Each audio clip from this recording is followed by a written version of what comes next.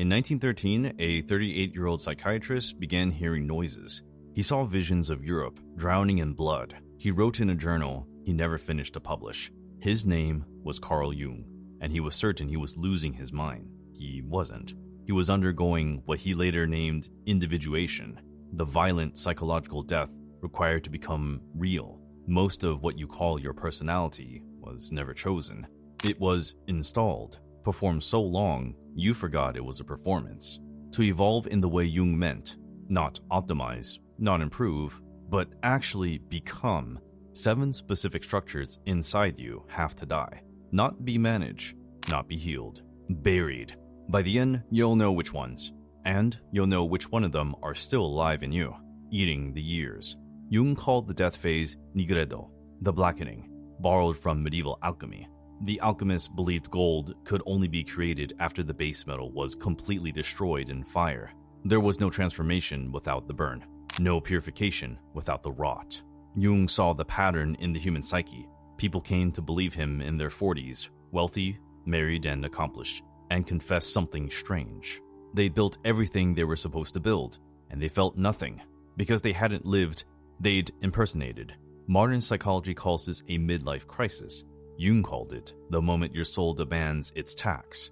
You either pay it consciously, by bearing what was never you, or you pay it unconsciously, through depression, infidelity, breakdown, addiction, the psyche destroying what you won't. Polish psychiatrist Kazimierz Dąbrowski reached the same conclusion from a different door. In 1964, he published his theory of positive disintegration, the idea that people who become genuinely developed are the ones who allow their old personality to fall apart. The ones who kept it intact stay frozen at whatever level they reached at 25. They look stable from the outside. Inside, they're embalmed. So this isn't motivation. This is autopsy. 7 things have been put in the ground. Burial number 1, the persona. Jung named it from the Latin word for the mask Roman actors wore on stage. A persona had a small hole carved over the mouth so the actor's voice could pass through. Distorted, amplified, inhuman. He chose the word deliberately. Your persona is not who you are. It's the mouth hole the world has been speaking through. Most people don't have a persona. Their persona has them. You can hear it in their voice. The way the tone shifts when they pick up the phone for work. The way the laugh changes when their boss is in the room. The vocabulary that turns clinical at meetings, warm at dinners, performatively casual on dates. Each one a small theater. This isn't dishonesty. Personas are necessary. The problem starts when the actor forgets the role is a role, when the costume gets stitched into the skin. Jung saw it most often in 2 professions, doctors and clergymen, people whose persona was so socially rewarded, so respectful, so useful, that they forgot to ever take it off. They're wise. He wrote in 2 essays on analytical psychology in 1928, often described them as strangers, profoundly competent strangers. Here's the question that buries the mask.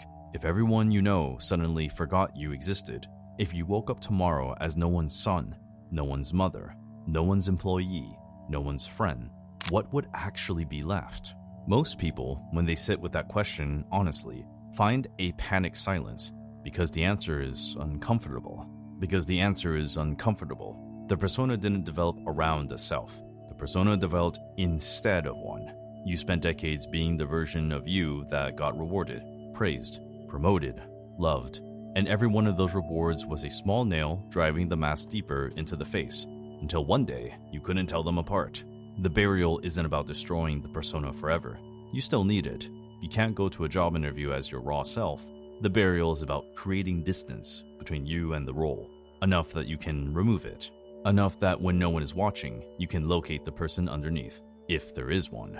Burial 2, the inherited voice. There's a voice inside your head. You think it's yours. It isn't. Test it. The next time you make a small decision and feel a flicker of judgment about it, something you ate, something you said, something you didn't do, pause. Listen to the exact wording of the criticism, the cadence, the temperature. Whose voice is it actually using? Jung called these complexes, clusters of inherited emotional charge that fire automatically when triggered. Most of yours were installed before you were 6. By that age, your father's tone of disappointment, your mother's anxious silence, your father's particular flavor of disapproval, All of it had been recorded so deeply, you would later mistake it for your own inner morality. You think you're being self-critical. You're being ventriloquized. This is what Erich Neumann, Jung's most ferocious student, meant in The Origins and History of Consciousness in 1949, when he said the developed individual must commit symbolic patricide, not against the actual parent, against the parent installed inside. The hardest part is that this voice doesn't sound foreign. It sounds reasonable, wise even. It uses your parents' exact phrasing. Don't be selfish. Don't be too much. Don't draw attention. Don't make a scene.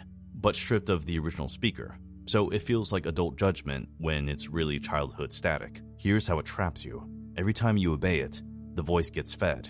Every time you defy it, the voice gets louder. So obedience feels like peace. Defiance feels like sin. And you spend your entire adult life inside a moral architecture built by people who weren't qualified to build it.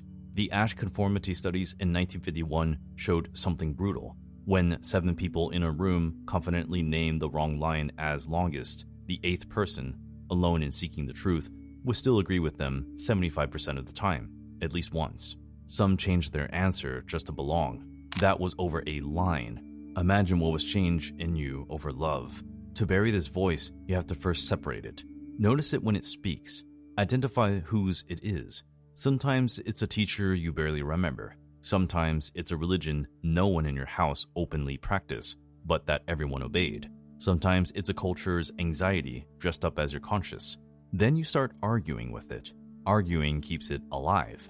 Burying it means recognizing it as a guest who overstayed its welcome, and deciding, with cold clarity, that you no longer take orders from the dead. The voice doesn't disappear. It quiets. And, in its absence, eventually you start hearing something fainter, something stranger, your own. Burial 3. The sanitized shadow. Jung said something most people misunderstand. He didn't say the shadow was your dark side. He said the shadow was the part of you that refused to see, which, for many people, includes their light. Stay with that. The shadow is not just your cruelty, your envy, your laziness, your rage. It can also be your power, your hunger, your dangerous intelligence, your capacity for refusal, your willingness to be hated. These get buried just as deeply as the ugly ones, sometimes even more, because revealing them costs you the love of people who only love the smaller version. Jung wrote in Aion, published in 1951, that what we will not face within ourselves, we will meet outside ourselves as fate. Translate that. The qualities you disown don't vanish. They go underground and run your life from there. This is why the woman who buried her own ambition keeps marrying men who treat her like a stagehand. The man who buried his own gentleness keeps choosing partners who weaponize his vulnerability. The shadow you refuse to integrate becomes the partner you keep finding, the boss you keep working for, the pattern that keeps repeating in slightly different uniforms. Jung had a name for the moment a person finally turned and looked. He called it the meeting with oneself. He warned that it was the most unpleasant encounter a human being can experience, because the friendly self-image you'd carried since adolescence had to die in that meeting. Most people refuse it. They prefer to keep the friendly stranger they think they are and project everything else onto a spouse, a coworker, a political tribe. The shadow finds its way out one way or another. Here is the burial. You sit down, alone, quiet, and you make a list, not of what you fear in others, but of what you secretly find unbearable about specific people in your life. The friend whose neediness disgusts you, the colleague whose ambition you find tasteless, the relative whose grief you find theatrical. Then you mark the ones that produce a charge in you out of all proportion to their actual offense. Those aren't them, those are you. Disowned, projected, returning home in someone else's face. Burying the sanitized self means owning that list, not sharing it, not announcing it, owning it, privately, ruthlessly, in the cold light of your own honesty. The integration costs something. You lose the comfortable belief that you are better than the people you criticize. You gain something rarer, wholeness without illusion, power that doesn't have to lie about itself anymore. The next thing that has to die isn't a flaw. It's a fantasy you've been told is healthy your entire life. You are not the protagonist. In the story you keep telling yourself about your life, the one with the difficult childhood, the unfair start, the slow rise, the eventual triumph, there is a hero figure carrying the weight of the narrative. That figure has your name, wears your face, suffers your wounds, That figure is also a prison. Jung warned about what he called inflation, the secret belief beneath all conscious thought that you are special, that your suffering is sharper than other people's, that you, unlike them, see clearly, that your pain has meaning when theirs is just pain.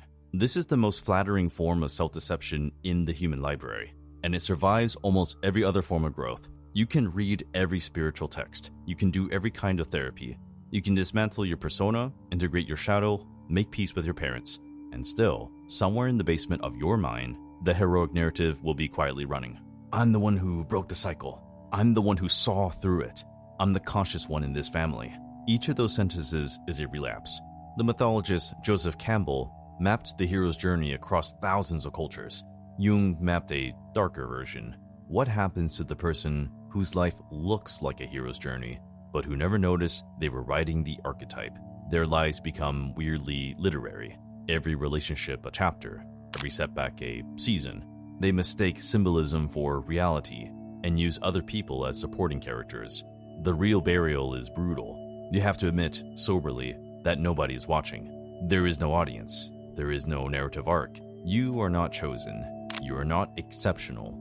You are a person doing ordinary days, making ordinary choices, mostly unobserved. This sounds depressing. It's the opposite. Because the moment the hero dies, the actual person can finally walk forward without performing significance, without staging the moment, without needing the suffering to mean something. Jung called this the descent from the heroic ego to the self. The ego wants the trophy. The self wants the truth. They are not the same thing. They are usually at war. If the hero in your story has to be tragic or noble or wounded but beautiful for you to feel okay being you, that hero has to die. And the death feels strangely like grief. That's how you know it's working. Burial 5. The suffering identity. There's something Jung noticed late in his career that he was reluctant to publish openly. He noticed that the patients who improved the fastest weren't the ones with the worst trauma. They were the ones who, for whatever reason, had not yet built an identity around the trauma. The ones who had built one, who had organized their entire personality around what was done to them, almost never recovered. Some grew worse the more therapy they received, because something strange happens when pain becomes your ID card. You start needing it. This is the 5th burial, and it's the one most people refuse to do, because doing it means losing a kind of moral capital you've been earning since childhood. The wounded self, the one who can never quite be fully blamed because of what happened to them, the one whose shortcomings are explained, whose failures are softened, whose anger is justified by a chapter in the past that nobody can take back. Bessel van der Kolk, in his decades of trauma research at the Trauma Center in Brookline, Massachusetts, documented something disturbing among long-term trauma patients. Over years, some of them could no longer distinguish themselves from their wound. Healing felt, to them, like being erased. Recovery felt like betrayal. They sabotaged their own progress, sometimes for decades, because the alternative, being a person whose central story wasn't pain, was more terrifying than the pain itself. This wasn't a failure of intelligence. It was a perfectly logical move. If you spent 40 years organizing your relationships, your career, your defenses, your self-image around having been hurt, recovery doesn't restore your life. Recovery deletes the only life you remember. Jung put it more poetically. He said the wounded healer must, at some point, lay the wound down. Not pretend it didn't happen. Not minimize it. Lay it down. Stop carrying it everywhere. This is where the burial comes in. You don't even bury the event. The event happened. The event is real. You bury the identity you built from it. You stop being the one whose mother didn't love them, the one whose father drank, the one who was cheated on, the one who failed, the one who lost. You let the event be a thing in your past, a thing that shaped you, yes, but no longer the costume you wear into every room. The cost is real. You lose access to a certain sympathy. You lose your most reliable conversation. You lose the secret pleasure of always being the most misunderstood person at the table. What you gain is heavier and quieter. You become a person who has been through something, instead of a person who is something they went through. That distinction sounds small. It is the difference between living and being hunted. People who never bury this part of themselves stay 20 years old forever, just older. Burial number 6, the spiritual mask. The next one is uncomfortable for a different reason. It pretends to be the cure. You'll recognize this one from the way it speaks. Everything happens for a reason. Send them love. Raise your vibration. Don't lower yourself to their level. Forgive and let go. Each of those sentences is, on its own, sometimes true. Stitched together as a personality, they form what the psychotherapist John Wellwood named in 1984 the spiritual bypass, the use of spiritual language to avoid doing actual psychological work. Jung saw this coming a half-century earlier. He warned repeatedly against the seductive moment in any inner journey when the seeker mistakes the concept of integration for the experience of it. The moment they start describing themselves as healed instead of healing, as awake instead of waking, as beyond ego instead of in negotiation with it. Spiritual language is one of the most efficient tools for hiding from yourself ever invented, because it sounds humble, it sounds wise. It uses words no one wants to question: peace, presence, surrender, gratitude, forgiveness. And underneath those words, the same buried rage and unaddressed grief is sitting exactly where it always was, just better dressed. You meet people like this.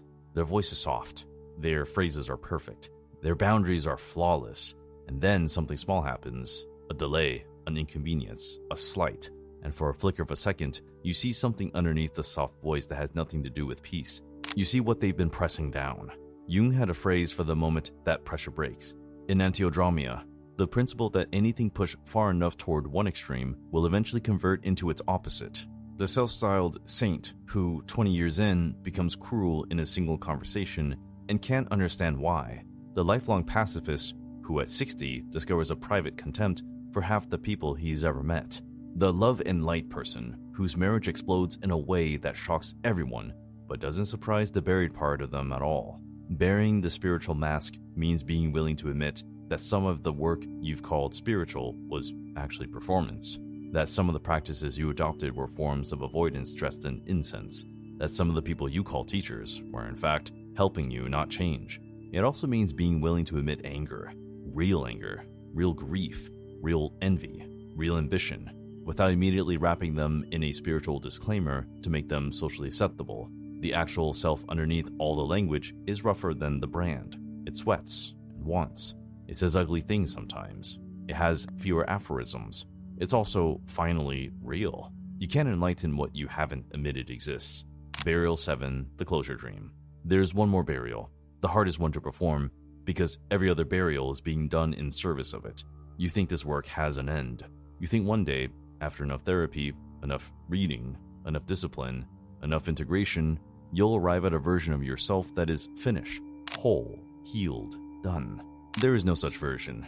Jung was clearer about this than almost any other psychologist of the 20th century, and it's the part of his work people least want to repeat. Individuation, he wrote, is not a destination. It is a direction. The process never completes.